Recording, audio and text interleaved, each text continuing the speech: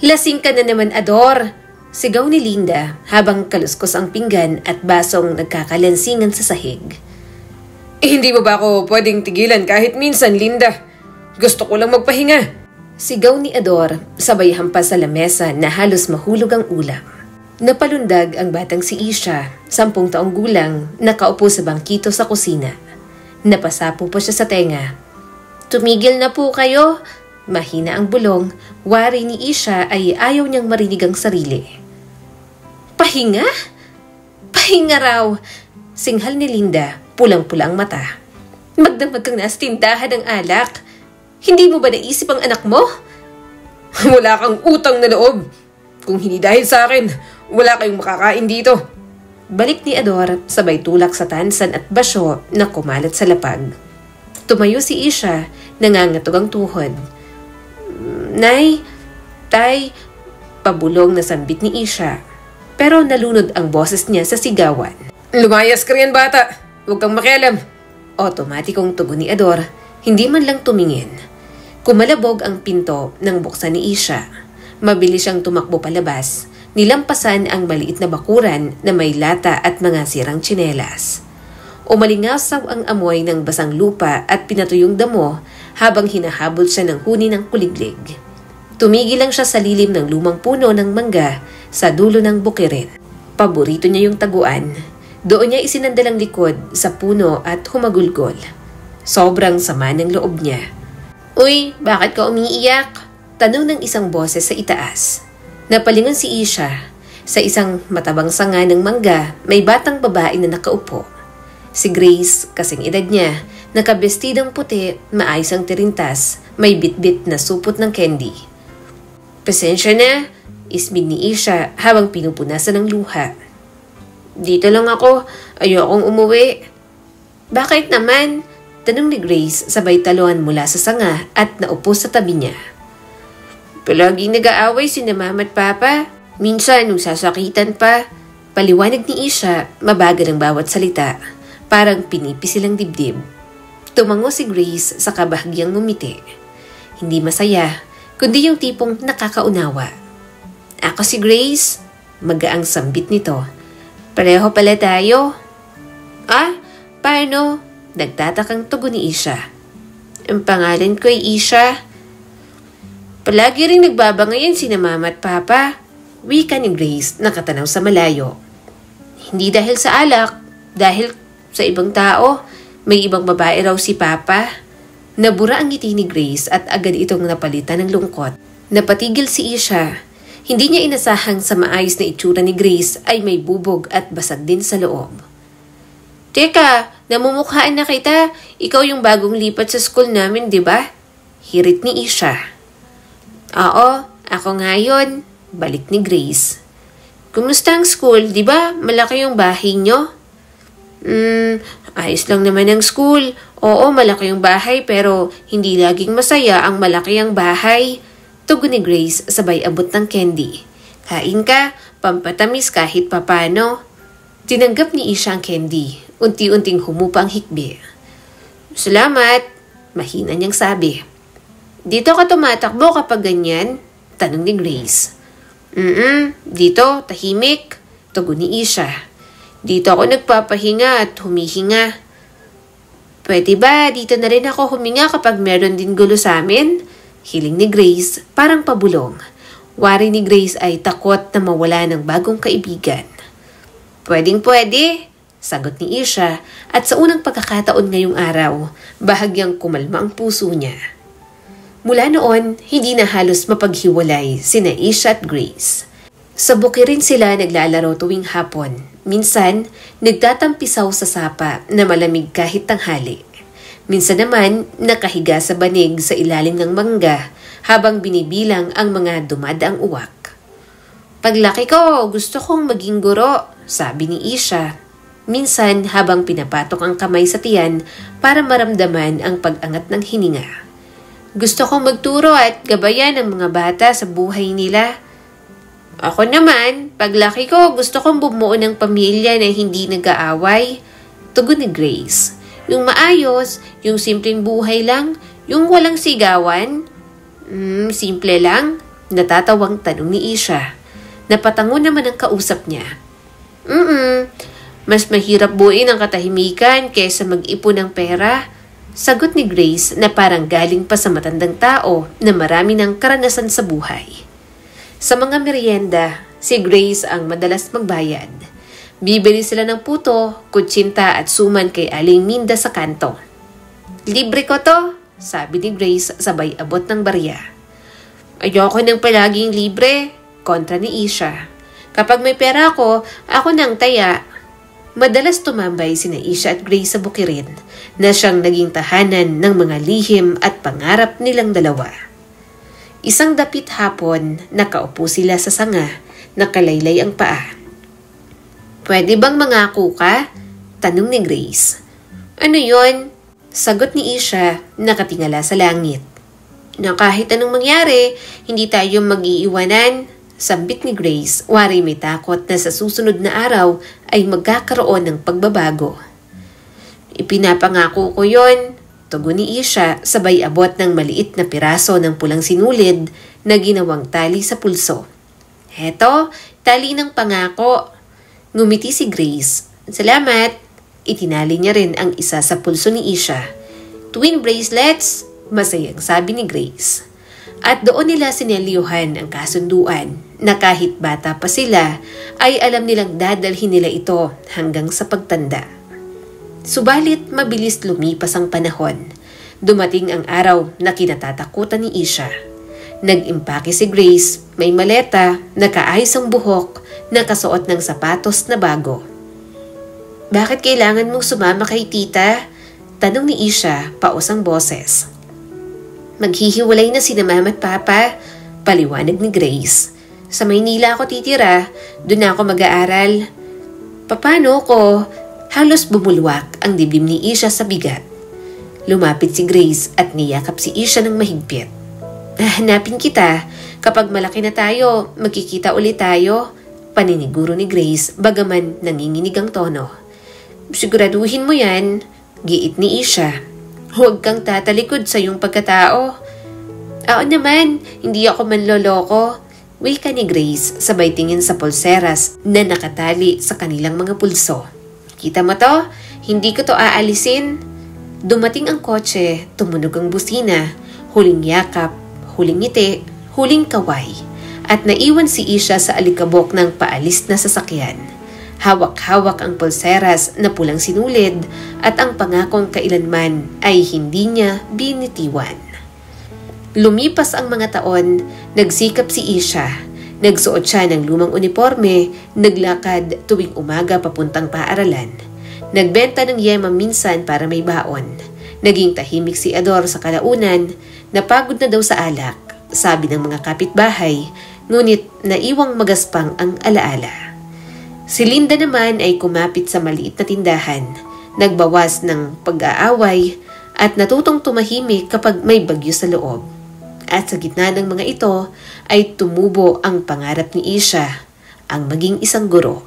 Matapos ng matagal na kumbinsihan, sa wakas ay napapayag din ni Isha ang mga magulang niya na paluwasin siya ng Maynila at doon pag-aralin. Pagdating sa syudad, para siyang dinala sa ibang mundo. Hindi na ito ang tahimik na baryo na may huni ng ibon sa umaga at kaluskos ng damo sa hapon.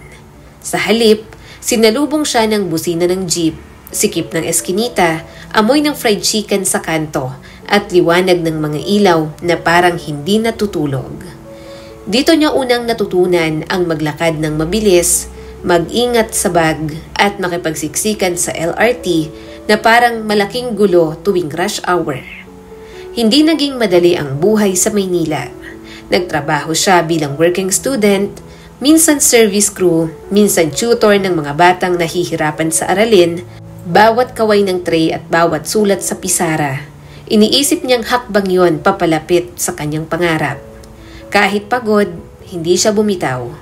Sa isip niya, kung nakayanan ko ang sigawan sa bahay noon, kakayanin ko ang ingay ng Maynila ngayon. Mabilis lumipas ang unang 2 taon ng pag-aaral niya sa Maynila. Mula noon pa man, pagtatrabaho at pag-aaral lang ang kanyang inatupag. Sa kolehiyo, Third year na si Isha sa education.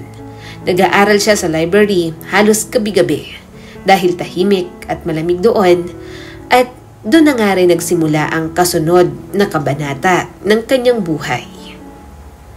Miss, pwede bang makiupo? Puno na kasi dun sa kabila. Tanong ng binatang may bitbit na makapal na libro. Sure, pwede naman. Tugon ni Isha, itinulak ng kaunti ang upuan sa harap. Ako nga pala si Dominic. Wika ng binata, sabay ngiti. Pero, Dom na lang. Isha, sagot niya, tipid na ngumiti. Napatingin si Dom sa hawak ni Isha.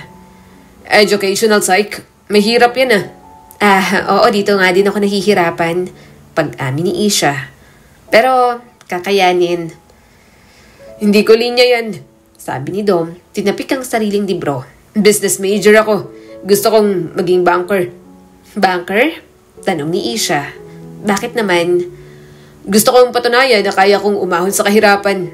Sagot ni Dom, tapat ang tingin. Hindi ako galing sa mayamang pamilya, pero tutuparin ko pa rin ang pangarap ko. Tumango si Isha. Pareho tayo. Gusto kong maging guro. Pero hindi lang para magturo. Gusto kong maging pahingahan ng classroom. Pahingahan? Tanong ni Dom, nakakunot ang noo. Oo, sagot ni Isha. Para sa mga batang kagaya ko noon, yung takot umuwi dahil sa gulo sa bahay nila. Gusto kong ma-enjoy nila ang pag-aaral at higit sa lahat na maramdaman nila na may lugar na ligtas para sa kanila.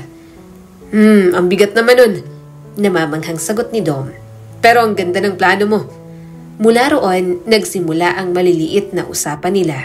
Kopyahan ng notes, sabay kain sa kantin, at minsan, sabay din ang sakayan nila pauwi. Naging magkaibigan ang dalawa nang hindi nila namamalayan. Para bang dumedepende na sila sa isa't isa nang hindi nila alam. Isang tanghali, nagyaya si Dom. Tara, kape. Libre ko. Hindi pwede, hati tayo. Mabilis na sagot ni Isha. Libre nga Giit ni Dom. Hindi ako sanay sa libre. Walang kwentahan sa pagkakaibigan pero may kahalagahan ng patas. Napakamot ng ulo si Dom. Sige na nga, hati tayo. Salamat, tugon ni Isha at sabay silang natawa. Wari ni Dom, kakaiba itong si Isha.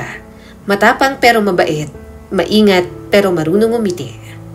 Sa tingin naman ni Isha, si Dom ay mayabang sa umpisa ngunit mahinahon at mapagkumbaba kapag kilala mo na. Mas lalo silang naging close dahil madalas ay sinasamang nila ang isa't isa sa tuwing may nilalakad silang errand. Hanggang sa unti-unti ay hinanap-hanap na ni Isha ang presensya ni Dom at ganoon din naman ang binata sa kanya. Lumipas pa ang marami pang linggo at naging mas malinaw ang guhit na patungo sa iisang daan. Naglalakad sila minsan sa mall, window shopping lang. Tumigil si Isha sa harap ng jewelry store. May kwintas na simple, manipis na kadena, may maliit na hugis pusong palawit. Ang ganda, sambit ni Isha. Nakadikit halos ang ilong sa salaming malamig. Maganda nga. Sang-ayon ni Dom na nakatingin rin. Maganda sa'yo. Hindi ko naman afford yan, natatawang sabi ni Isha. Tandaan mo to. Wika ni Dom, parang seryosong nanunumpa sa harap ng salamin. Balang araw, bibilihin ko yan para sa'yo. Sigurado ka? Biro ni Isha. Baka kapag dumating yung araw na yon, iba nang may suot. Hindi. Mabilis na tugon ng binata. Sa'yo lang yan. Umikot ang mundo nila sa ganoong uri ng mga biro at pangako. Kung minsan, nagtatalo sila tungkol sa simpleng bayarin. Sino ang pipila sa cashier, sino ang kukuha ng tubig, sino ang magdadala ng bag ng pandesal, at madalas ay nauuwi yun sa biruan. Pero may init sa ilalim. Hindi init ng gulo, kundi init ng pag-aalaga. Ma-pride kang tao, tokso ni Isha minsan. Mas ma-pride ka kaya? Balik ni Dom nang nakangisi. Pareho lang tayo, sabi ni Isha sabay abot ng pera. Sakto sa kalahati ng resibo. Kaya, well, hati tayo. Natutong maghintay si Dom. Hindi siya agad nanligaw. Nagparamdam muna, ilang buwan ang nakalipas bago siya nagkaroon ng lakas ng loob. Isha, sabi ni Dom isang gabi sa tapat ng gate ng dorm. May bitbit na mumunting bouquet ng bulaklak. Oh, bakit? Tanong ni Isha, hawak ang strap ng bag. Pwede bang manligaw? Tanong ni Dom, diretso at halos marinig ang kabog ng dibdib sa katahimikan ng kalsada. Tumitig si Isha, parang gusto mo nang ipunin ang lakas ng loob. Dom, seryoso ka ba? Oo naman, seryoso ako. Sabi ni Dom, hindi pumipikit. Hindi kita nilapitan dahil masaya kang kasama. Naririto ako dahil gusto kong kasama ka bukas sa makalawa at sa mga susunod pang araw ng aking buhay. Nakaramdam ng kakaibang kilig si Isha. Pero, bigyan mo muna ako ng oras. Gusto kong maging sigurado muna. Balik ng dalaga. Oo naman, sa'yo lang ang buong oras ko. Sabi naman ni Dom. Makalipas ang 3 buwan, pagkatapos mag-date at lumabas kung saan-saan, dumating na ang sagot na pinakahihintay ni Dominic. Habang nasa karinderya sila, habang umuulan, biglang nagsalita si Isha. Dom, sambit ni Isha. Oo ang sagot ko. Napahinto si Dom. Pumapayag na ako, malinaw na sabi ni Isha. Hindi na to biro. Halos mapatalon sa tuwa si Dom. Hindi. Bakit mo ako sinagot agad? Kasi napayakap si Dom pero agad ding kumalas. Pasensya na, sabi niya sabay tawa. Grabe, salamat. Pangako hindi ka magsisisi. Walang anuman, tugon ni Isha at doon naging opisyal ang kanilang relasyon. Mabilis lumipas ang 2 taon. Pinagsabay nila ang pag-aaral at part-time job. Si Isha nagtututor sa mga batang kapitbahay sa dorm area. Si Dom naman nag-a-assist sa isang maliit na finance office. Nasanay sila sa mahabang pila, sa maikling tulog, sa pagtitipid sa ulam, at sa mga pangakong inuukit sa dingding ng maliit na kwarto. Dumating ang araw ng graduation. Nakasuot si Isha ng toga, mahigpit ang kapit sa kapirasong papel na simbolo ng ilang taong puyat at pag-iyak. Nakatayo si Dom sa gilid, may hawak na bulaklak. Para sa'yo, sabi ni Dom sabay abot ng bulaklak. Congrats, Ma'am Isha. Salamat, congrats din, Sir Dom, sabi ni Isha at halos maluha. Pagkatapos ng seremonya, pinakilala ni Dom si Isha sa kanyang mga magulang. Halos hindi makapaniwala si Isha. Grabe ang pagkabog ng dibdib niya.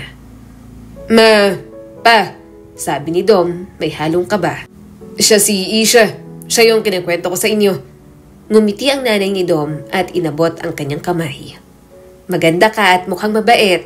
Ipagpatuloy mo ang pangarap mo. Tumango ang tatay ni Dom. Magtrabaho kayo ng maayos. Tanging sabi nito pero sapat na rin para kay Isha. Hindi ito mainit pero hindi rin malamig.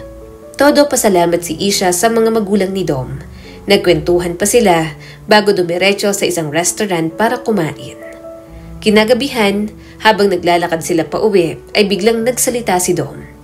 Natatandaan mo yung paborito mong kwintas? Tanong ni Dom sabay senya sa leeg. Oo naman, tandang-tanda ko pa. Sagot ni Isha nang nakangisi. Hindi pa naman ako madaling makalimot, ngumisi din ang binata. Hindi pa ngayon, wika ni Dom napakamot sa batok. Pero darating din tayo dyan. Pero wag mong pilitin ha, nakangiting sabi ni Isha. Hindi naman talaga mahalaga sa akin yon. I mean, kaya ko mabuhay kahit wala yon. Alam ko, pero syempre gusto kong ibigay yun sa'yo. Tugon ni Dom. Nagkatinginan sila, sabay nagpalitan ng ngiti. Kinabukasan, maaga silang nagsimba bago dumiretso sa parke. Tahimik silang nakaupo sa sementong upuan, pinapanood ang mga batang naglalaro at mag-asawang senior na magkahawak ng kamay. Isha, basag ni Dom sa katahimikan. May ipon ako, kaunti pa lang pero gusto kong simulan ang future natin.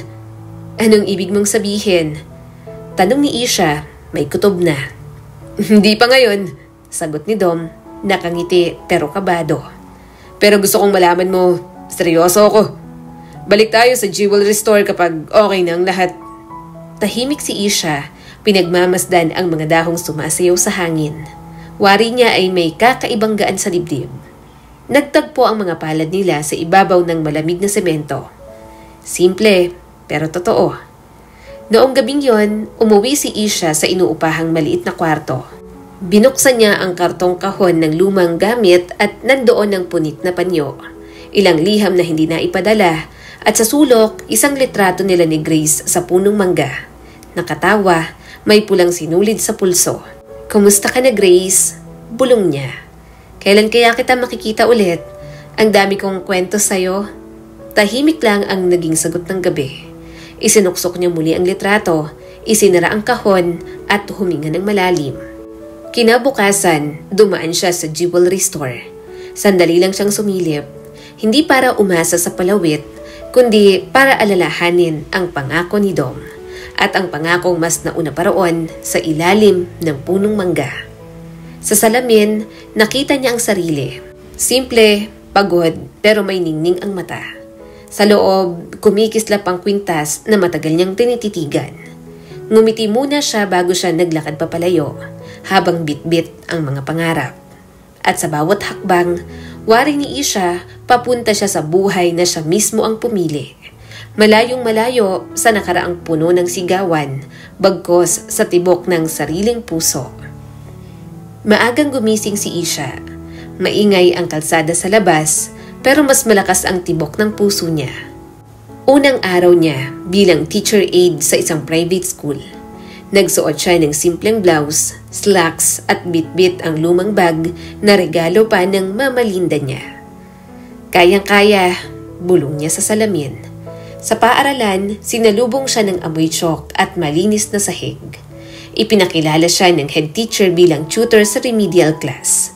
"Hi ma'am! Good morning po!" Bati ng mga bata at napangiti si Isha.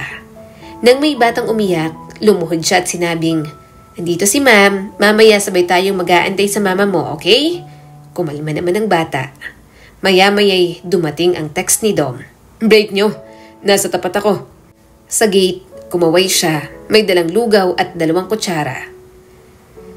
"Tipid at masarap kung may kasama," sabi ni Dom. Nagkatinginan sila, sabay natawa matapos bigkasin ang salitang, ang sarap." Samantala, si Dom naman ay intern sa finance office. Araw-araw, nakaharap sa loans at mga spreadsheets. "Bakit? Gusto mo sa bangko?" tanong ng supervisor. "Para tulungan ang may pangarap pero walang pinto. Gusto kong i-explain sa kanila ang mga pwede nilang makamit gamit ang pera nila." Nakangiting sagot nito. Lumipas ang mga buwan, may tampuhan pero mas marami ang lambingan. Minsan, nalate si Dom sa usapan nila. "Bakit ngayon ka lang?" Malamig na tanong ni Isha. "Naipit sa trabaho. Pasensya na. Di na mauulit." Paliwanag ni Dom sabay hawak sa kanyang kamay.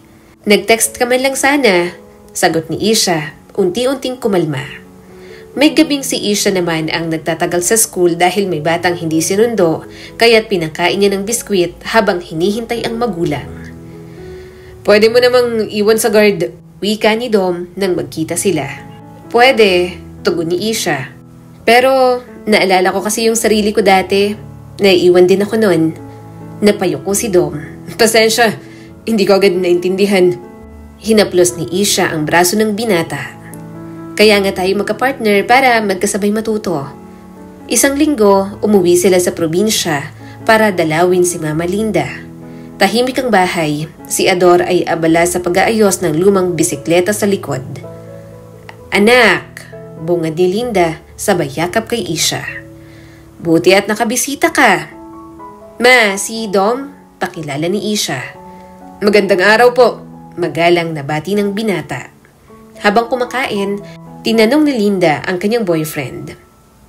"Dom, seryoso ka ba sa anak ko?" "Opo," diretsong sagot ng binata. "Pinaplano kong ayusin ang buhay namin." "Ang buhay hindi laging tungkol sa pagpaplano," sagot ni Linda.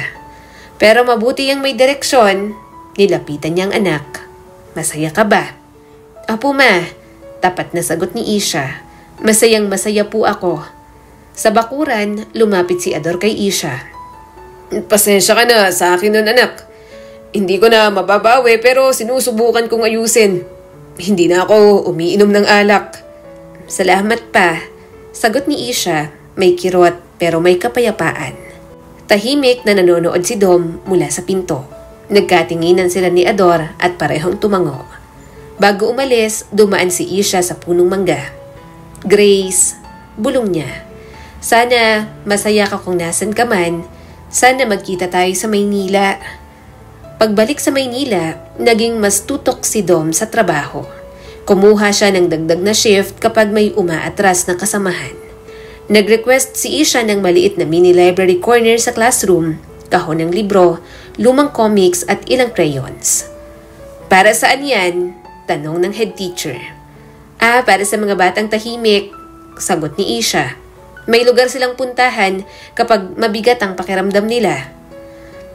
Maganda yung naisip mo, tugon ng head teacher. Sige, at tutulungan ka naming mangalap ng libro. Maraming salamat po, ma'am, masiglang sabi ni Isha. Kaya naman, labis-labis ang ngiti ni Isha nang umuwi at ibinalita iyon kay Dom. May mini library na kami, masigla niyang sabi. Congratulations, sambit ni Dom. Sa maliit na bagay may malaking ginhawa. Isang maulan na gabi, sumilong sila sa ilalim ng lumang arcade na malapit sa mall. Amoy popcorn at bagong linis na tiles. Katabi ng arcade, ang branch ng jewelry store na paborito nilang tingnan. Naroon pa rin ang pintas na paborito ni Isha. Kaya naman, hindi niya maiwasang huminto, tumitig at tahimik na napabuntong hininga. Ang ganda pa rin, sambit ni Isha ng mahina. Alam ko, at alam kong gusto mo yan. Sagot naman ni Dom. Hindi ko naman kailangan. Gusto ko lang siyang tingnan. Parang paalala. Paalala ng ano? Tanong ng binata. Na may mga pangarap na hindi minamadali. At kapag oras na, darating. Humawak si Dom sa balikat niya. Tama ka. Huwag kang mag-alala. Sabi ni Dom, parang may tinatagong plano sa likod ng mata. May tamang oras para sa lahat. Hindi binili ni Dom ang kwintas. Hindi rin humiling si Isha. Umalis sila ng magaan ng loob at bulsa. Parang sapat na ang pagsulyap lang dito. Lumipas pa ang mga buwan, dumating ang anniversary nila. Pumunta sila sa maliit na parke kung saan sila dating nagkakape. May dalang simpleng kahon si Dom, balot sa puting papel at nakatali ng sinulid. Happy anniversary, sabi ni Dom. Pasensya na, simple lang. Nagagalak si Isha. Hindi mahalaga ang presyo, kundi ang dahilan kung bakit mo ito ibinigay. Nakangiting sagot ng dalaga. Dahan-dahang binuksan ni Isha ang kahon. Isang maliit na singsing na may simpleng bato. Hindi mamahalin, hindi rin gawa sa kung anong kilalang tatak. Pero malinis, maayos, at halatang pinaghirapan. Hindi ito yung kwintas, sambit ni Dom, diretso ang tingin. Pero ito yung pangako. Napatitig si Isha sa singsing. Naramdaman niya ang init sa mata. Dom, mahina niyang sabi. Lumuhod si Dom, hindi ingrande, hindi maraming bulaklak, kundi sa semento lang, may dumaang aso, may batang humahabol ng lobo sa malayo. Isha, sabi ni Dom, mabagal at malinaw. Pakakasalan mo ba ako? Walang tunog ang mundo sa ilang segundo. Narinig ni Isha ang sariling paghinga. Ang ulan sa dahon at ang tibok ng puso niya. Naalala niya ang mini library, ang lugaw na pinaghahatian nila, ang mga gabing nag-aalala, at ang mga umagang sabay silang naglalakad. Oo, sagot ni Isha, hindi na napigilan ng luha. Oo, Dom. Tumayo si Dom, nanginginig ang kamay sa tuwa. Isinuot niya ang singsing. Sakto, hindi perpekto ang pagkakasuot dahil nanginginig ang kamay. Kaya natawa si Isha. Ayusin ko, wika niya, sabay tawa at hagod sa kamay ni Dom. Pasensya na kung hindi ingrande, sambit ng binata. Pero sigurado ako, hindi ko naman kailangan ng ingrande.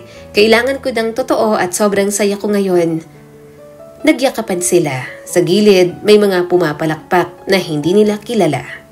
Nag-congrats din ang ilan. Napangiti silang pareho, nagpasalamat sa mga ito. Kinabukasan, kinikwento ni Isha kay Mama Linda sa tawag. Ma, nag-propose na si Dom. Sabi ni Isha, kinakabahan pero tuwang-tuwa. Masaya ako para sa iyo, anak. Tugon ni Linda.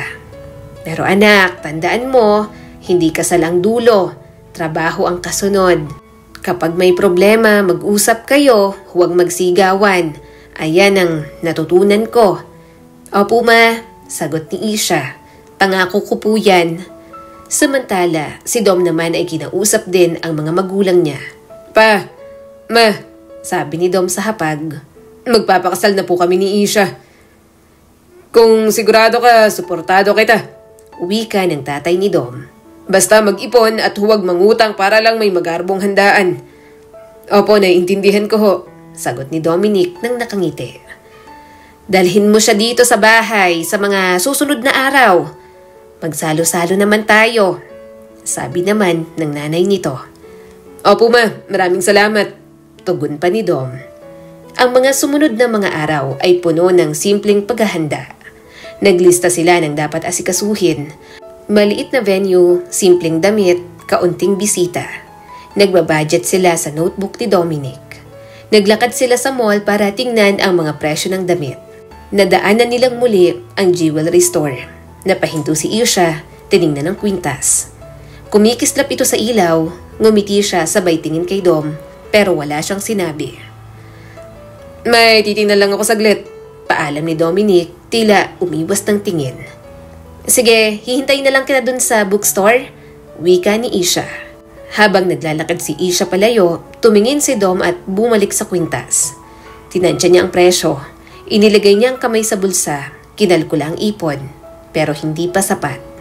Kahit ibenta niya ang lumang cellphone, kulang pa rin. Napakagatlabi siya, saka dahan-dahang lumayo. Hindi ngayon, bulong ni Dom sa sarili. Baka sa tamang oras, pag-iipunan ko. Gabi na noon, naglalakad silang dalawa pa uwi. May hawak na mga librong pambata si Isha na donasyon ng kanyang kaibigan. Bakit tahimik ka? Tanong ni Isha sa kanyang mapapangasawa. Pagod lang, sagot ni Dom, tila malalim ang iniisip. Tingin ko may iniisip ka. Sabihin mo, sabi ni Isha, nakatingin sa kanya. Tumigil si Dom, humarap kay Isha. Gusto kong ibigay ang lahat sa'yo. Wika ng binata sa diretsong tono. Pero hindi ko pa kaya ngayon. Nahihiya ako. Hinawakan ni Isha ang kamay ng binata. Dom, hindi ako sumagot ng oo dahil sa kaya mong bilhin. Sumagot ako dahil sa kaya mong panindigan. Alam ko, tugon ni Dom, huminga ng malalim. Pero lalaki ako. Gusto kong maramdaman mong espesyal ka at binibigay ko ang lahat sa'yo. Hindi mo ako pinapabayaan at sapat na yon, sagot ni Isha. At kung minsan ako naman ang magbibigay, hindi ka bawasan yun sa'yo.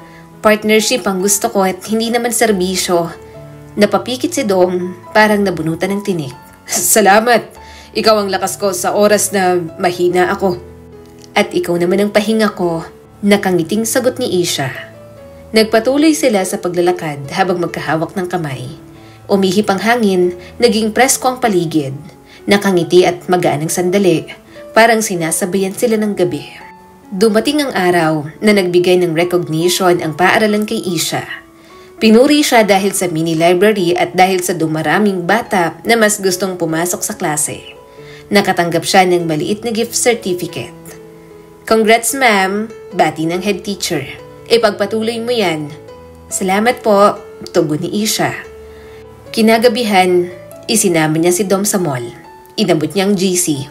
Treat kita. Valid to hanggang next month. Kain tayo ng masarap. Wow, sure ka?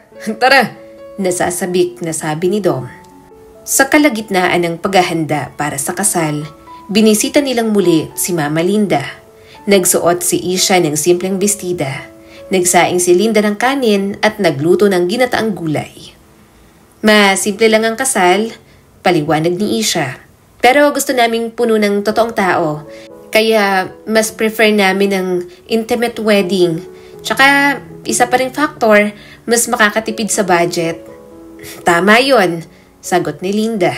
Walang sayang, ang mahalaga ay yung araw-araw na susunod.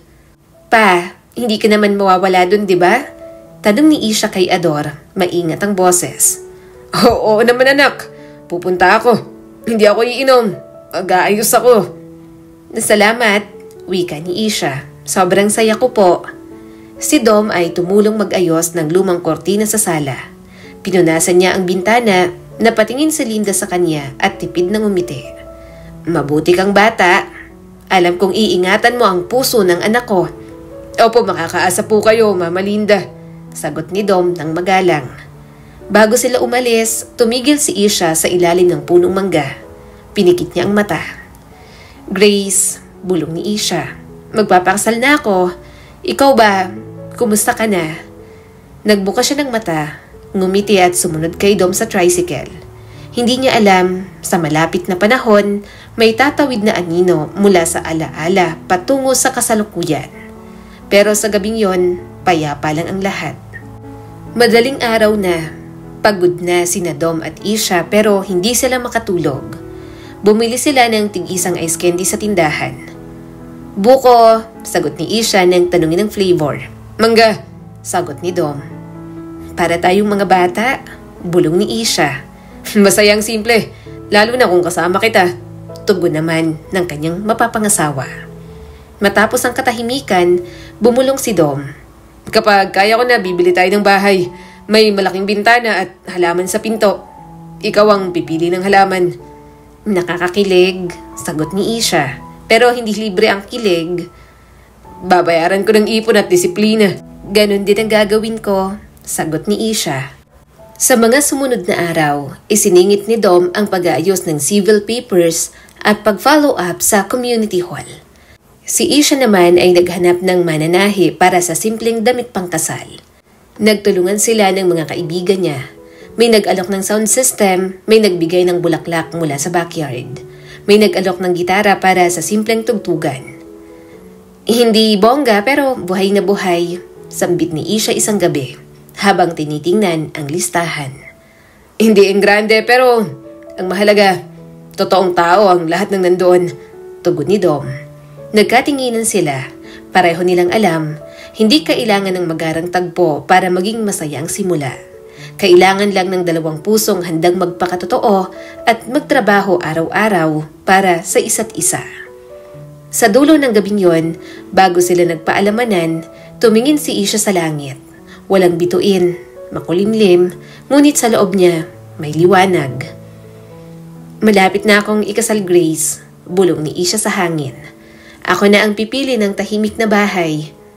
Anong sabi mo? Tanong ni Dom, hindi aninaw ang bulong. Wala, sabi ko good night, nakangiting sabi ni Isha. Good night din. Tugon ni Dom at naglakad sila sa magkaibang direksyon pa uwi. Magaan ang mga paa, mabigat ang pangako, pero payapa ang puso. Pakiramdam ni Isha, papunta na sila sa bagong kabanata. Hindi perpekto pero yon ang kanilang pinili. At kung ang pag-ibig ay trabaho, handa siyang pumasok araw-araw ng walang pakundangan. Sabado na yung fitting ha? Paalala ni Isha habang hinihilang zipper ng lumang tote bag. Hindi pwedeng mahuli. Oo ma'am. Biro ni Dom, nakataas ang dalawang kamay na parang sumusuko. Susunod po ako. Walang pilyo, tayo ang magbabayad sa oras. Sambit ni Isha nang nakangiti. Copy. Sige na, mauna na ako sa mall. Habol ako pagkatapos ng shift. Tumango si Isha. Text mo ako kapag paalis ka na. Maaga siyang dumating sa mall. Simple lang ang nasa listahan na gagawin niya. Tawagan ang community hall para sa final na oras. Tingnan ang murang bulaklak sa may palengke sa likod at sukatin ang damit ng ninang ng kaibigan niya. Sa dulo ng listahan, may maliit na note. Kwintas, silip lang. Dumaan siya sa harap ng jewelry store. Nandoon pa rin ang kwintas na paborito niya. Manipis na kadena, maliit na pusong pendant. Tumigil siya, pinasadahan ng tingin ng presyo, saka napangiti. Hindi pa ngayon, bulong ni Isha sa sarili. Sa tingin niya, marunong na siyang maghintay. Isha? Tawag ng isang pamilyar na boses sa likuran. Napalingon si Isha, namuo ang luha sa gilid ng mata bago pa man makalingon.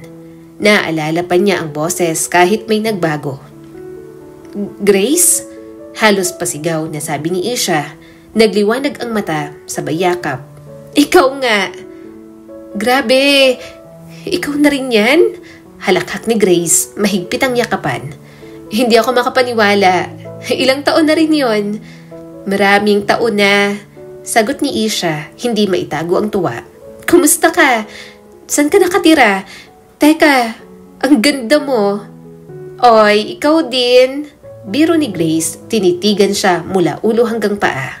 Teacher vibes, may bitbit pang tote bag na puno ng papel.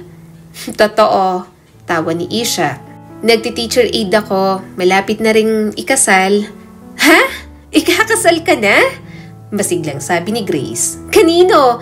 Kailan? Saan? Ilan ang bisita? May team na ba? Sakto, nandito ka na, sabi ni Isha at natatawa. Dominic ang pangalan niya. Business student noon, intern ngayon sa finance office. Mabait, masipag, ma-pride din, kaya bagay kami. Ay grabe, kinikilig ako. Sambit ni Grace, nagtatapik-tapik sa braso ni Isha. Congrats! Wow, patingin ng singsing! Ipinakita ni Isha ang simpleng singsing na suot. Hindi mahal, pero totoo, nagaling sa taong nagmamahal sa akin. Mas mahalaga yun na. Alam mo namang hindi lahat ng mamahalin perfect at masaya. Tumango si Isha at saglit na natahimik. Parang nagbalik ang alaala ng bukid at punong mangga sa ulo niya. Totoo. Ikaw, kumusta na? Marahang sabi ni Isha.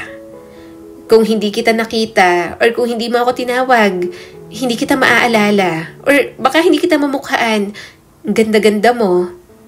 Well, okay naman ako. Mabilis na sagot ni Grace. Busy palagi sa work. Masaya naman.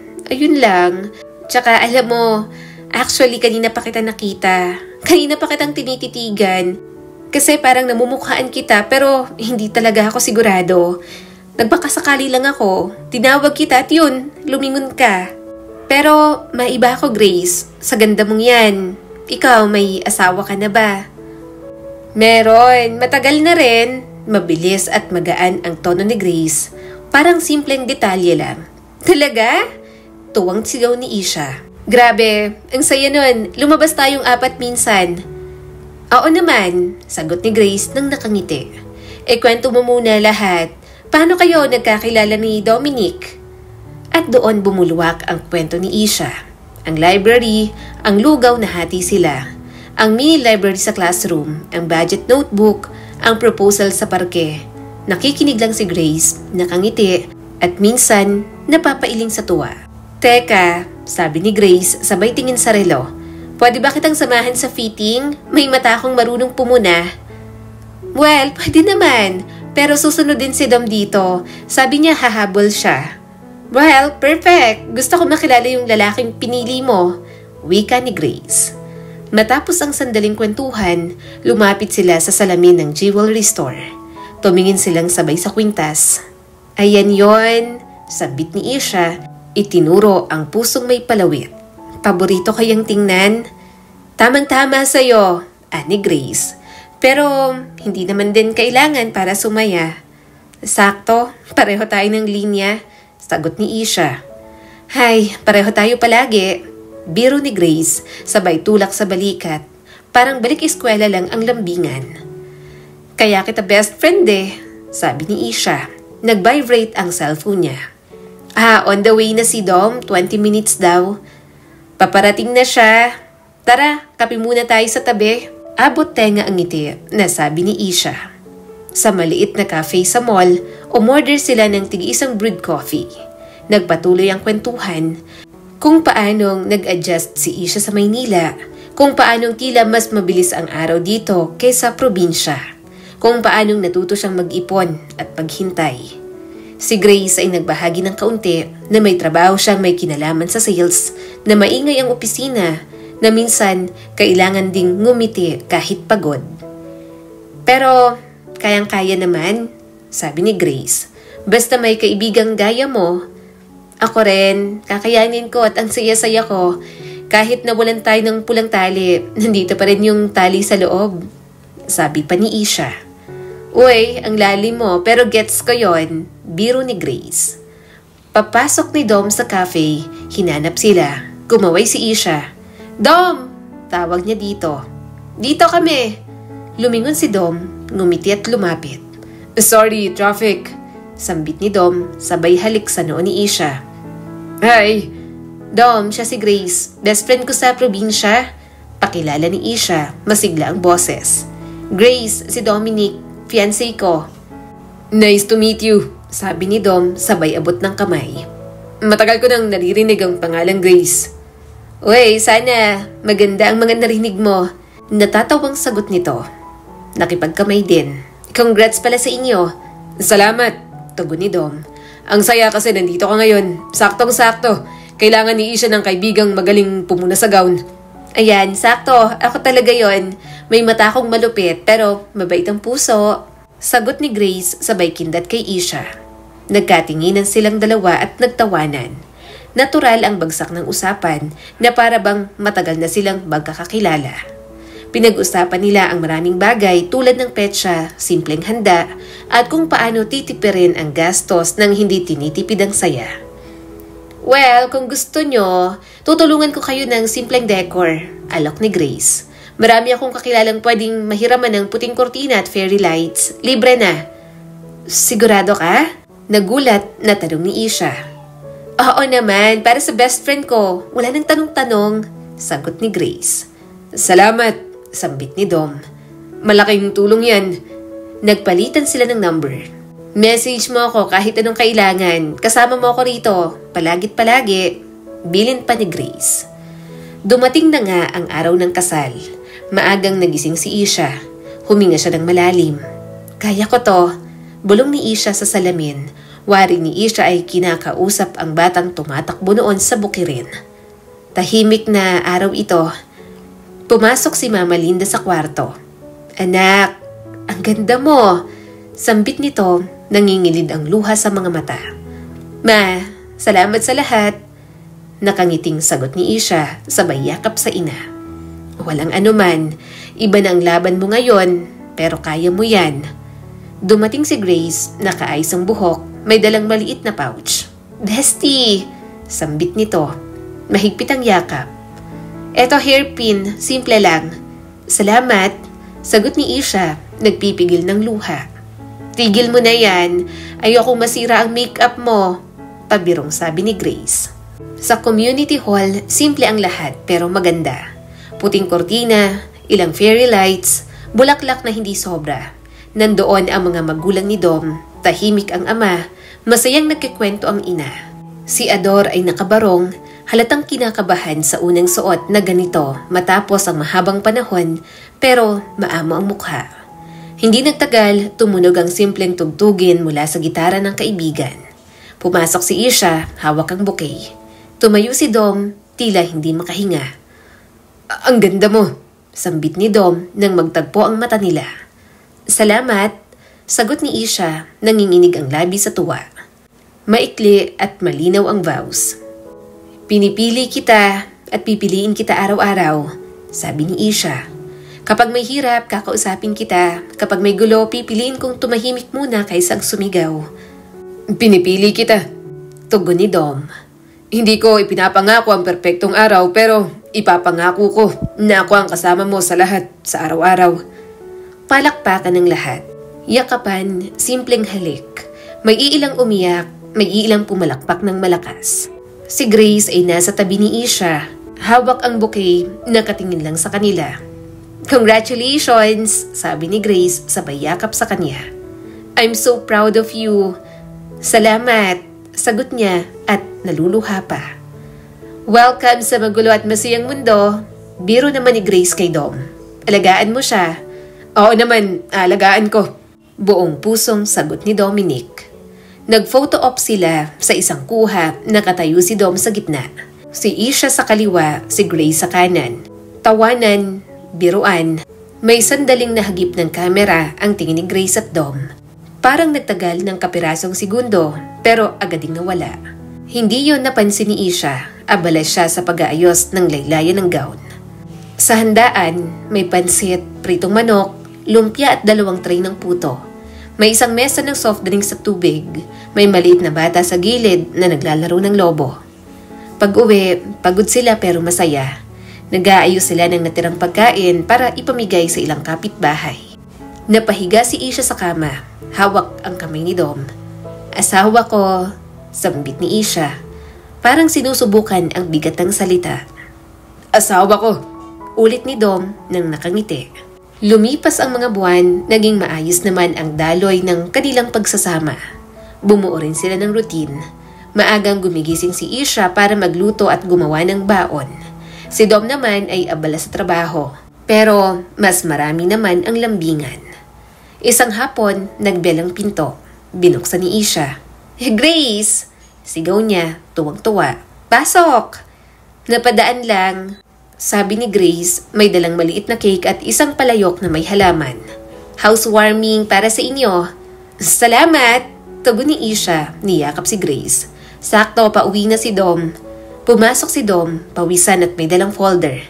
Napahinto siya nang makita si Grace. Uy, Bati ni Dom. ayos to ah. May pakik ka pa. "Surprise! Para sa bagong mag-asawa," sabi pa ni Grace. Nagkape sila pero doon unang napansin ni Isha na parang magaan ang palitan ng biro ni Dom at ni Grace. Parang ang bilis nilang magkaintindihan. "Na-try mo na yung bagong cafe sa kanto?" Tanong ni Grace. Hindi pa. Sagot ni Dom. Sabi nila okay yung cold brew. "Totoo, pero mas okay kung may kasama." "Sige," sabat ni Isha. Masaya pa rin ang boses. "Sama-sama tayo minsan." Nagkwentuhan pa sila tungkol sa trabaho, sa araw ng kasal, sa libreng fairy lights na muntik nang hindi umilaw. Tumawa si Dom. Kaya pala, kala ko nga magkakaroon ng problema. Pero okay na rin yun. Parang nagkaroon ng party lights nung nagpundi-pundi yung ilaw. "Oy, wag mong iba siyang mga ilaw ko," ganti ni Grace nang tumatawa. Sa gitna ng katuwaan, napaisip si Isha. Masaya siya na nag-click agad ang dalawang mahalaga sa kanyang buhay. "Ganito lagi ha," sambit niya. "Magkita tayo palagi. Sa susunod, isama mo yung asawa mo para mas kumpleto." Natigilan si Dom. Parang may kumirot sa sulok ng ngiti niya. Mabilis din niyang tinugbunan ng tawa. Oo nga, Grace. Isama mo. Sabay sabi ni Dom. Nagkibit balikat si Grace. Mabilis na sumagot. "Titingnan ko, depende sa schedule niya eh. Alam mo naman, busy." Hindi yun pinansin ni Isha. Kumuha siya ng plato para sa cake. "Dom, kuha ka ng panghiwa." Utos niya sa asawa. Tumayo si Dom, pumasok sa kusina. Sandaling-sandali lang pero tahimik. Pag-alis ni Grace, makalipas ng 1 oras, sabay nilang isinarado ang pinto. "Ang sayo niyang kausap, no?" Sambit ni Isha, inayos ang mesa. "Parang bumalik yung kabataan ko." Oo. Sagot ni Dom, maiksi at malamig. "Okay ka lang?" Tanong pa niya. Okay lang, pagod lang siguro." Nagbanlaw si Isha ng mga tasa. Sa likod, dinig niya ang pag-vibrate ng cellphone ni Dom. "Sino yan?" Tanong ni Isha, normal ang tono. Sa office. Sagot ni Dom, mabilis na sinilip ang screen. Deadline bukas. Maaga akong aalis bukas. "Sige, gigisingin na lang kita. Magluluto na lang ako ng itlog." Salamat. Ikaw talagang lakas ko. Huminga ng malalim si Isha. Wari niya ay normal ang pagod sa simula ng kasal. Hindi lahat ng gabi ay may kwentong mahaba. Minsan tahimik lang at maiksi. Ganito siguro talaga? Bulong niya sa sarili. Trabaho, tulog, gising, alis, uwi. Basta magkasama tayo, kakayanin ng lahat. Dumating ang araw ng board exam. Kabado si Isha habang hawak ang lapis. Paulit-ulit na nagdarasal. Paglabas ng silid, halos manghina siya sa kaba. Pero pinanghawakan niya ang lahat ng pagsusumikap at pagpupuyat. Ilang buwan matapos ang review, lumabas ang resulta. Nasa listahan ang kanyang pangalan. "Teacher na ako," bulong ni Isha, nangingilid ng luha. Tumakbo siya kay Mama Linda at Dom upang ibahagi ang balita. Mahigpit siyang niyakap ng ina habang si Dom ay nangingiting parang siya ang nakapasa. Nagsimula na ang bagong yugto ni Isha bilang isang guro. Hindi na lang siya nangangarap para sa sarili, kundi para sa mga batang minsang katulad niya.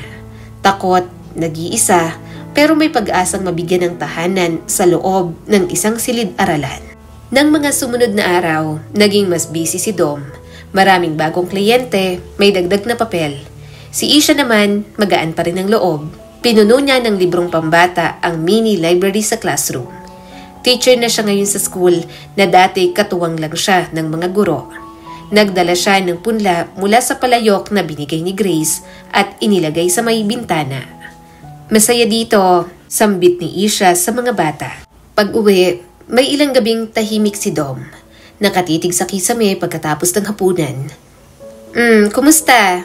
Tanong ni Isha, nakahiga sa gilid ng asawa. Okay naman. Pagod lang. Dom, kung may problema sabihin mo sa akin ha. Hindi ako kalaban dito, sabi ni Isha ng marahan. Wala naman. Huwag ka nang mag-alala. Mabilis na tugon ni Dom. At pinili ni Isha na maniwala. Sa halip na mangulit, niyakap niyang asawa. Hinaplos ang braso nito at bumulong ng, "Kaya natin to." Isang hapon ng Sabado, magkasama silang namamalengke. Simple lang, gulay, itlog, kaunting prutas. I-budget natin, paalala ng Isha, hawak ang notebook. Nadaanan nila ang maliit na pwesto ng mga gamit. May nakasabit na maliit na frame na may nakasulat. Magaan ang bahay kapag magaan ang loob. "Uy, bagay sa atin to," sabi ni Isha. "Magkano?" tanong naman ni Dom sa tindera. "Mura lang," sagot ng Ale. "Kuhanin mo na," sabi ni Dom sabay abot ng barya. "Para may nakasabit dun sa pintuan." Pag-uwi, isasabit nila yon sa tabi ng pinto. Tumingin si Isha, tumingin si Dom, nagngitian. "Magaan." Magaan, tama." Kinagabihan habang nag-aayos si Isha ng mga libro, nag-text si Grace. "Thank you last time, nakakatuwa kayo." "Thank you rin," sagot ni Isha. "Sa susunod, isama mo na siya para full force." "Sige, titingnan ko ang schedule," reply naman ni Grace. Napangiti si Isha, inilapag ang cellphone at bumalik sa inaayos. "Si Grace yon?" tanong ni Dom, dumungaw sa pinto ng kwarto. "Oo, sabi ko isama niya yung asawa niya next time." Maikling sagot ng asawa niya. "Matutulog na tayo?" tanong ni Isha, sabay off ng ilaw. "Oo, maaga pa ako bukas," tugon naman ni Dom. Magkatabi silang humiga. Nakapikit si Isha, hawak ang singsing at pilit nang umingiti. Sa kabila, nakatalikod si Dom, hawak ang cellphone na nakasilent. Saka dahan-dahang isinuksok sa ilalim ng unan. Tahimik ang gabi, malamig ang hangin, ngunit sa pagitan nila may manipis na espasyo na unti-unting humihila sa magkabilang dulo. "Late ka na naman?" tanong ni Isha habang inaayos ang plato sa mesa.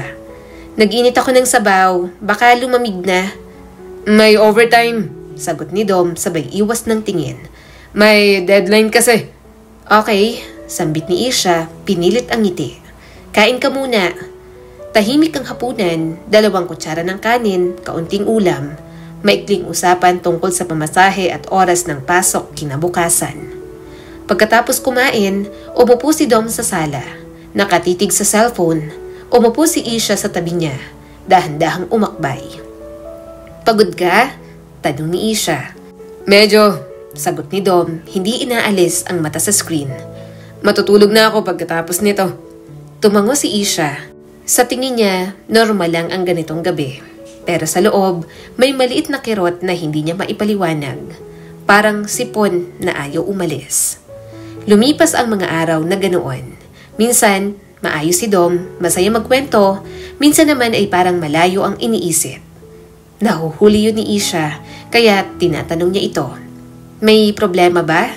Sumasagot naman si Dom ng, "Wala, pagod lang." Isang gabi ng Biyernes, umuwi si Dom na lasing, halos matumba sa pinto. Dali-dali siyang sinalubog ni Isha. "Dom, dahan-dahan. Umupo ka rito, maghahanda lang ako ng tubig." "Isha, pasensya na." Bulong ni Dom na nauutal pa. "Ano ka ba? Uminom ka ng tubig." Sagot ni Isha, pinunasan ang pawis sa noon ng kanyang asawa. Humigop si Dom ng kaunti, pumikit, biglang tumulo ang luha. "Hindi ko alam, pero mahal ko pa rin siya." Parang tumigil ang oras. Napatigil si Isha, hawak ang baso. "Anong sabi mo?" Mahina ngunit malinaw na tanong ni Isha. "Wala." Mabilis na bawi ni Dom, nanginginig ang ulo. "Pagod lang. May sinabi ba ako?" Umiling si Isha. "Tulog ka na, bukas na tayo mag-usap kapag hindi ka nalasing." Pinagmasdan niya si Dom na dahan-dahang nakatulog. Sa palagay ni Isha, baka dulot lang yun ng alak. Baka stress, baka kung ano-ano lang. Ngunit ng gabing yon, hindi siya makatulog. Nakatingin siya sa kisame, hawak ang singsing. Parang lumamig ang kwarto dahil naka-off ang bentilador. Sa sumunod na linggo, mas tahimik si Dom. Mas maagang umalis, pero gabi nang umuuwi. Sa text, maikli lang palagi ang sagot. Okay, sige, mamaya. Si Isha ay pinipilit ang sarili na maging matatag. 2 buwan na ganoon. Hanggang isang Lunes ng umaga, habang nag-aayos si Isha ng mesa, napansin niyang isang resibo ng cafe na nakapatong sa ibabaw. Malapit yon sa opisina ni Dom. Agad siyang napatitig sa oras at petsa. Sabado, 1:00 ng hapon. Akala ko overtime siya ng Sabado. Bakit nasa cafe? Nagtataka niyang tanong. Hindi niya tinanong si Dominic. Tahimik niyang isinilid ang resibo sa bulsa. Sakto, ng araw ding yon, nagpaalam si Dominic na mag-o-overtime kinabukasan. Umuo na lang si Isha habang bububuo ng plano sa kanyang isip. Nang sumunod na araw, nagpaalam siya sa head teacher. Ma'am, maaga po akong uuwi mamaya. May aasikasuhin lang po ako. Okay ma'am, sige mag-ingat ka. Tugon ng head teacher. Sa isip ni Isha, may malinaw siyang plano. Aabangan niya si Dom at aalamin kung ano ang totoo. Hapon na noon, sumakay si Isha ng jeep papunta sa cafe na nakasaad ang address sa resibo. Simple lang ang kanyang plano. Uupo siya sa malayo, titingin, at kung wala, uuwi. Kapag meron, kakausapin niya ng maayos si Dom. Hindi gulo ang hanap niya kundi paglilinaw. Mas maaga siyang pumunta. Umupo siya sa sulok, nag-order ng mainit na kape. Nanginginig ang daliri niyang humawak sa tasa.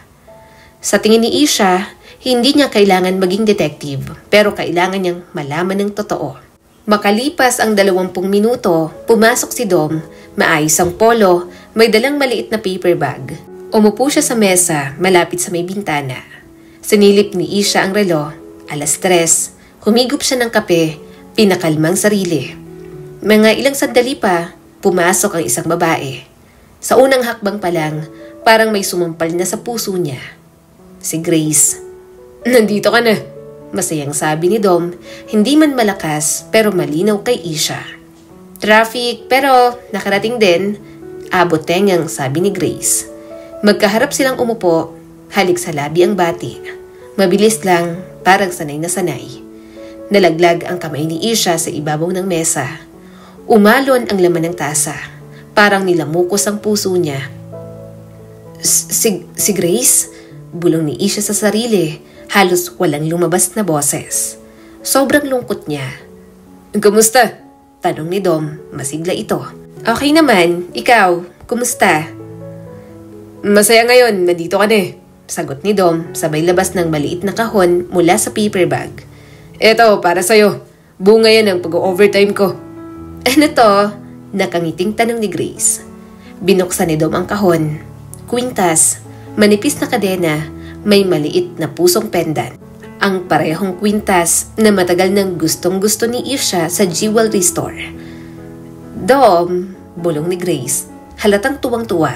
Ang ganda. Lakas maka-high school crush. Suotin mo, sabi ni Dom nang nakangiti. Tumayo si Grace, humarap sa kanyang asawa at dahan-dahang isinabit ni Dom ang kwintas sa liig ni Grace. Kinilabutan si Isha. Yung kwintas na ilang beses at ilang taon niyang tinitigan sa salamin, nasa leeg ng kaibigan niya ngayon. Hindi agad kumilos si Isha. Humigop siya ng kape. Mainit, mapait at parang may kasamang luha. Tumulak ang paa niya kahit hindi pa nagpapasyang utak niya. Tumayo siya at lumapit. Ang ganda, sabi ni Grace habang hawak ang pendant. Sakto siya. Sakto ba? Putol ni Isha. Malinis ang boses pero bakas ang pait. Sakto. Sakto dyan sa liig mo? Napalingon ang dalawa. Parang huminto ang hangin sa cafe. Natigilan si Dom. Nanlaki ang mga mata ni Grace. Isha! Usal ni Dom. Hindi makabuo ng pangungusap. Bestie, sambit ni Grace. Pilit ng ngiti. Nagkakataon lang. Walang nagkakataon, sabi ni Isha, malamig ang tono. Ang tawag dyan, pagpaplano. Hinila ni Isha ang upuan sa mesa nila at umupo. Maingat niyang inilapag ang tasa ng kape. Kumapit ang daliri niya sa gilid ng mesa para hindi manginig. Simulan natin sa totoo. Dom, sino ang mahal mo? Isha, wag dito. Sa labas tayo. Pakiusap ni Dom. Dito. Dito tayo para simple. Puno ng gigil na sabi ni Isha. Huminga ng malalim si Dom. Hindi ko gustong masaktan ka. Pero ginawa mo na. Nagsalita si Grace habang hawak ang kwintas. Isha, kami ang nauna. Sabi ni Grace ng mabagal. Matagal na kaming may history. Nagkita lang ulit. At naging ganito. Kayo ang nauna? Ulit ni Isha. Mapait na tumawa.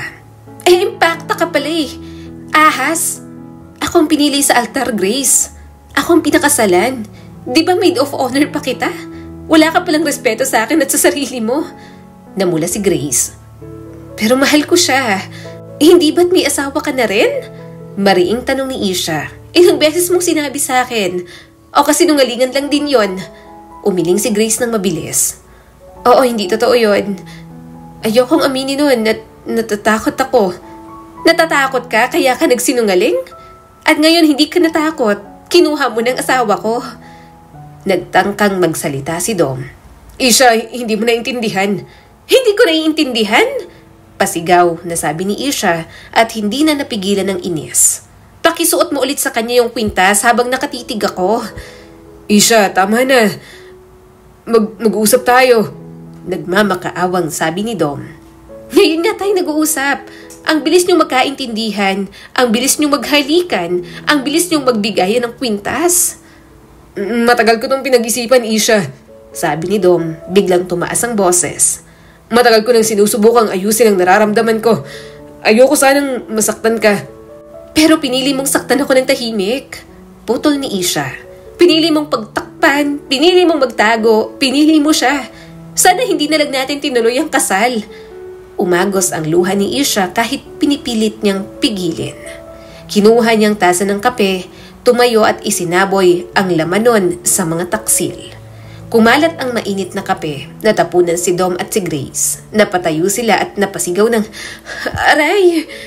Mabilis na kumuha si Isha ng tissue at tinapon din yun sa mesa. Hindi para tumulong, kundi para tapusin ang sandali.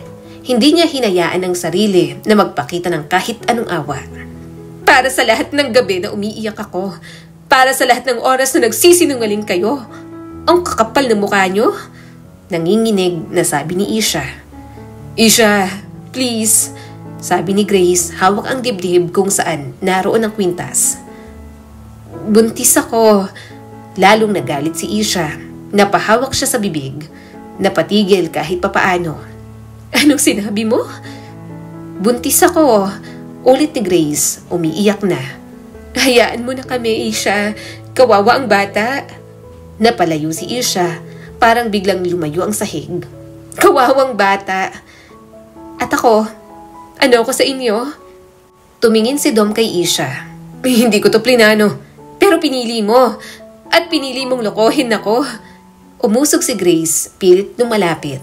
Isha, kahit galit ka, pwede bang huwag mo akong lapitan? At wag mo akong tawaging best friend. Nakakadiri. Nakakadiri ka? Ahas ka? Sigaw pa ni Isha. Tahimik ang cafe. Nagkatinginan ang mga tao sa loob pero walang lumapit. Lahat nakatingin pero walang sumausaw. May ilan na patagong nagbe-video. Kukunin ko ang katotohanan. Sabi ni Isha, mabagal ngunit malinaw. At kapag kumpleto ng ebidensya, kayo nang sumagot sa harap ng batas. Kung may anak ka talaga, isama mo yan sa dasal mo. Pero hindi ako maawa sa inyo. Isha, patawarin mo ako. Sabi ni Dom, nakaluhod na halos sa harap ng mesa. Hindi ko trabaho ang magpatawad sa sandaling to. Trabaho ko ang protektahan ng sarili ko. Inalis ni Isha ang singsing sa kamay. Ibinaba niya yun sa mesa. Dahan-dahan, walang ingay, pero mabigat. Sayong-sayo na tong singsing. Humakbang siya papalayo, naglakad siya papunta sa pinto. Hindi na lumingon pa. Sa bawat hakbang ni Isha, ramdam niya ang humahabol na hikbi. Pero pinigilan niya ang sarili. Sa labas, mainit pa ang sikat ng araw. Hindi dumiretso nang uwi si Isha. Dumaan siya sa jewelry store. Nandoon pa rin ang kwintas sa display. Pero ngayon, wala na sa loob ng salamin ang gusto niya. Buhat-buhat na yon ng isang taong malapit sa puso niya. At dala-dala ng asawang niloko siya. "Miss, titingin po?" Tanong ng sales lady. "Hindi na, salamat," sagot ni Isha. Humakbang siya papalayo. Sa tingin niya, hindi lahat ng kumikislap ay kailangan. Pag-uwi, tahimik ang kwarto. Binuksan niya ang kahon ng mga gamit. Kinuha niya ang lumang litrato nila ni Grace sa ilalim ng punong mangga. Tinitigan niya ang dalawang batang nakatawa. May pulang sinulid sa pulso. Dahan-dahan niyang pinunit ang mga litrato sa gitna.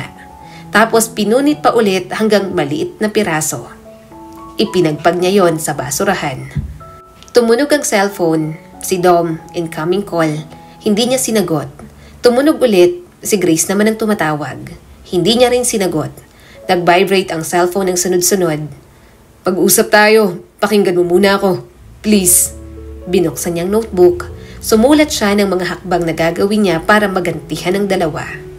Unang-una sa listahan niya ay ang pagtawag sa abogado. Noong matapos ay isinara niya ang notebook. Huminga ng malalim. "Aayusin ko to." Bulong niya sa sarili.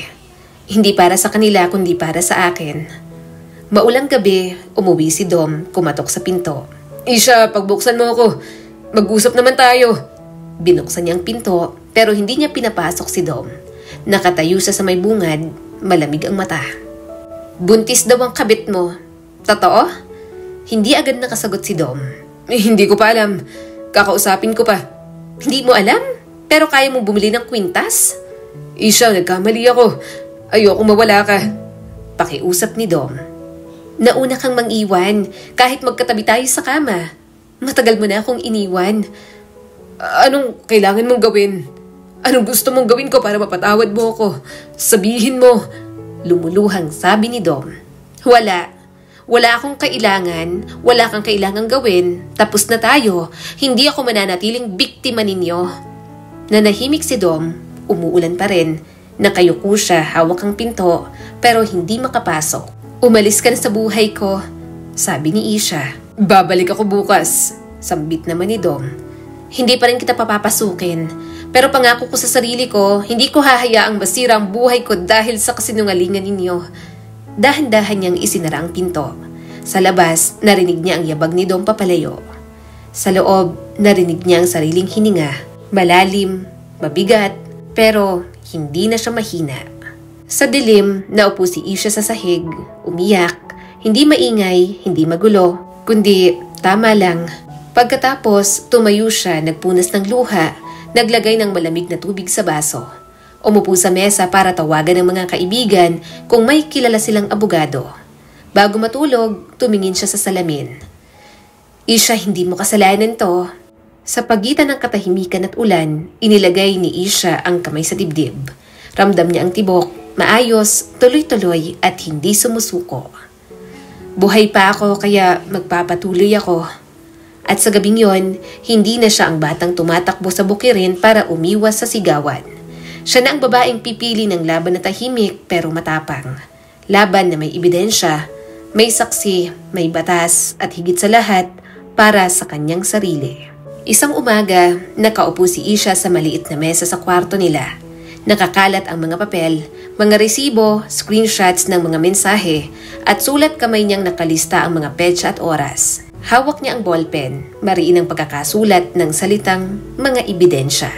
Sa tingin ni Isha, yun ang oras. Hindi para ipahiya sina Dom at Grace, kundi para ipakita na hindi siya basta susuko, na ang pagmamahal na binaboy ay kayang tumbasan ng hustisya.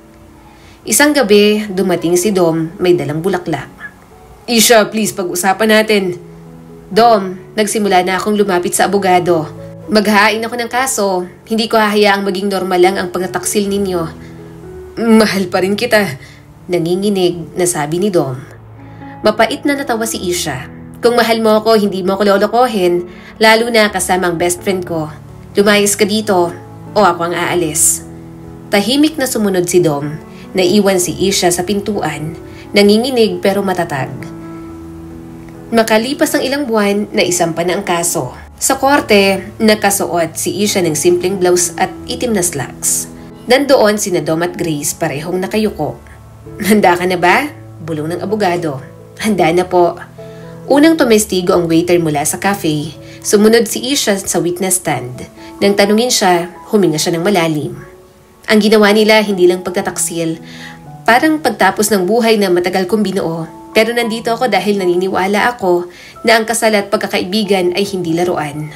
Tahimik ang korte, si Dom ay hindi makatingin habang si Grace ay nakayukong umiiyak. Makalipas ang ilang buwan, lumabas ang hatol matapos ang paglilitis. Pabor kay Isha. Napatunayan ang pangangabit at panlilinlang. Ang akusado ay mananagot sa ilalim ng batas. Si Grace ay may kasong moral damages at si Dom ay haharap sa pagkakakulong at pagbabayad ng danyos. Umiiyak si Grace. "Patawarin mo ako, Isha. Hindi ko to ginusto. Ginusto mo, pinili mo, kaya tatanggapin mo ang bunga." Malamig na sabi ni Isha. Si Dom naman ay nanatiling tahimik, tila binagsakan ng langit at lupa. Hindi siya makatingin kay Isha, ni hindi makapagsalita. Sa sandaling yon, bumigat ang kanyang katahimikan. Mas mabigat pa kaysa sa mismong sentensyang ibinaba. Nasira ang buhay ni Grace, naghirap siya lalo na't itinakwil ng mga magulang niya. Hindi rin siya nakaahon pa lalo na't hirap na hirap siyang magpalaki ng mag-isa sa anak nila ni Dom. Naging sakitin pa ito, kaya naman halos maganda kuba siya sa bago niyang trabaho na tagalaba at tagahugas ng plato sa isang fast food restaurant. Wala ring may ambag itong si Dom na nasa kulungan at tila napariwara lalo ang buhay. Isang gabi, mag-isa siya sa kwarto, nakatingin sa lumang litrato na naiwan sa ilalim ng drawer. Sila ni Dom noong graduation. Nakatawa, hawak ang bulaklak. Pinunit niya ito sa kalahati, pero ngayong gabi, hindi na siya umiiyak. "Salamat sa alaala, pero tapos na," bulong ni Isha. Itinapon niya sa basurahan ang piraso ng litrato, kasunod ay paghinga ng malalim. Makalipas ang ilang buwan, naglakad siya papasok sa paaralan.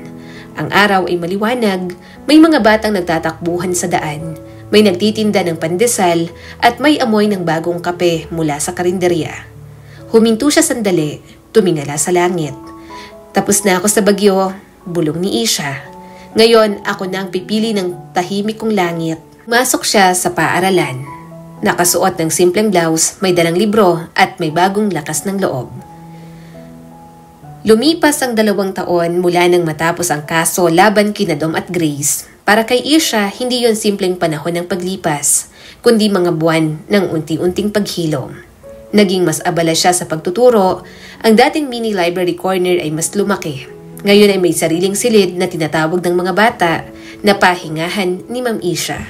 Isang gabi, matapos ang seminar, naglakad sila ng katrabaho niyang si Miguel pauwi. Malabig ang hangin, may mga ilaw ng poste sa gilid ng kalsada. "Isha," sabit ni Miguel, "alam kong marami ka ng pinagdaanan. Hindi ko hihilingin na kalimutan mo ang lahat ng yun. Pero gusto kong malaman mo, nandito ako kapag kailangan mo. Handa akong maging kasama mo. Hindi para burahin ang nakaraan, kundi para samahan ka sa bagong yugto ng buhay." Natigilan si Isha. Matagal bago siya sumagot.